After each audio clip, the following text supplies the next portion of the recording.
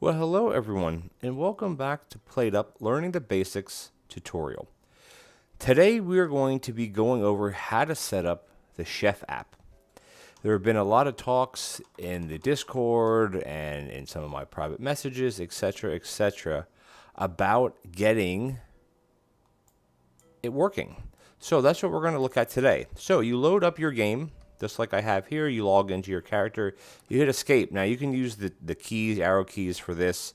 You can use your controller. I'm just going to use the mouse because it's easier for these for this.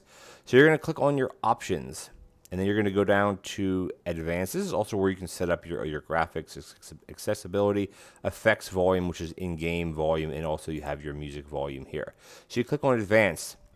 Now, one quick tip is if you have at the bottom left of your screen a red message saying live split is not configured, you want to turn live split off. Live split is using integration for speed running with a live split timer, which it's not officially in the game yet in a sense, but this is how you do it for speed running. But otherwise, if you have this turned on, you're going to actually won't even, there you go. The bottom left, see how it has a red message? You want to make sure that's turned off. Then that message just goes away. It doesn't affect any of the gameplay. Anyway, so you want to click on your Open Chef tab. This will open up a window where I'm going to show you in 2 seconds. It's going to open up an authorization window on Twitch where you're going to have to re-log in with your Twitch. You're going to need your authenticator token from your phone or however you have it set up. And once you do that, you click OK, you will see this window. And in this window is where you set up your chef. So you have your first thing on the left-hand side, authentication, my name, your name would be here, and you need to have your name in here. Now, if you're playing with other people, or you're playing and you're not the one hosting the game, or you're streaming with a bunch of friends, you want to add each one of their channel names in here. So that way, if you're, say, playing with, if I play with Cranberry a lot, which you guys see me play, if I put Cranberry's name in here, her Twitch name exactly has it as her Twitch name is, people in her chat could type in the orders and the visits, and it would show up in my game. But for now, we'll just leave it. You want to make sure you actually have to have your name here if you're the one hosting and if you're the one streaming it. Configure, this is, I just leave this off. It doesn't affect anything. Now, into your visits. Visits are turned typically on all by default. The instruction icon or the toggle is very good. So as soon as you start your run, an automatic message will be sent to your Twitch chat telling people to do exclamation point visits. Now you can have it, you can turn this off. I'm not sure why you would, then you wouldn't really be using this then if it's off. But anyway, all means everybody can participate in visiting, not meals. This is visiting.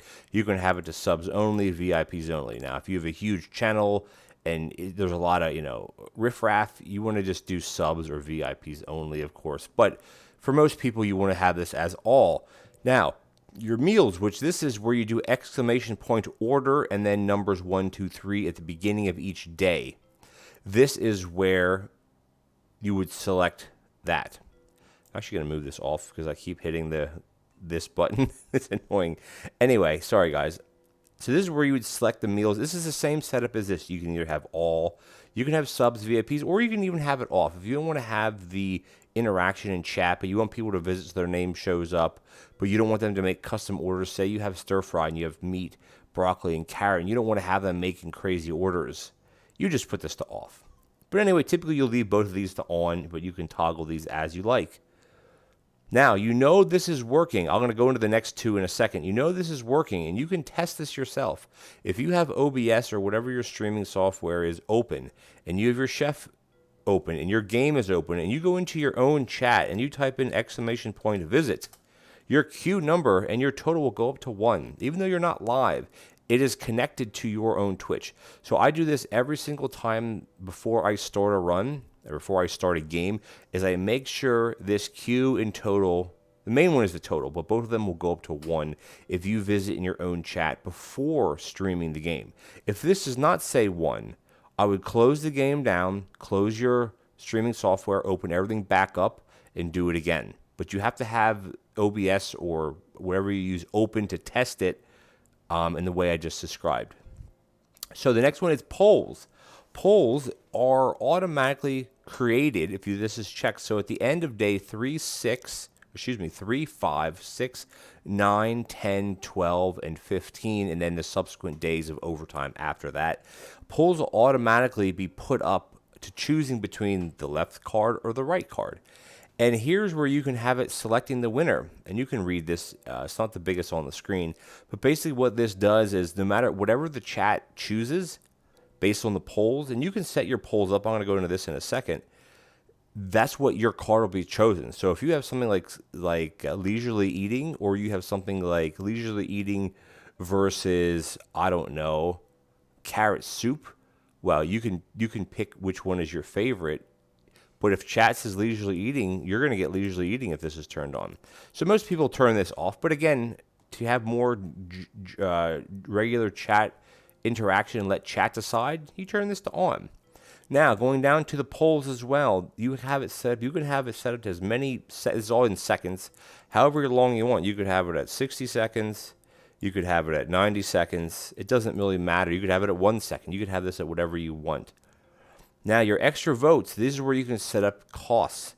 And if you're not affiliated, you can't use the bits. It just won't work because you obviously are affiliated or partnered. But anyway, you can have your channel points, again, affiliate or partner to use this part of the thing. But you can have, 500 channel points for 1 extra vote. You could have 200. You could have 300. It doesn't really matter. You could have it done by bits, say 20 bits. You could have 15 bits. It doesn't matter. You can also store your own poll if you don't want it to have it automatically. And these settings will be the same for that. And predictions. Predictions is the other thing. Now, this you have to manually do. And you can set up your options. You could have it say yes, no. You could have it say yay, nay, car, truck, whatever you want it to say. Again, the duration, and then you can type in a title, and then obviously the target would be your target of your day, which is up here. Now, these have to be created manually. So once you get to day 6, or the start,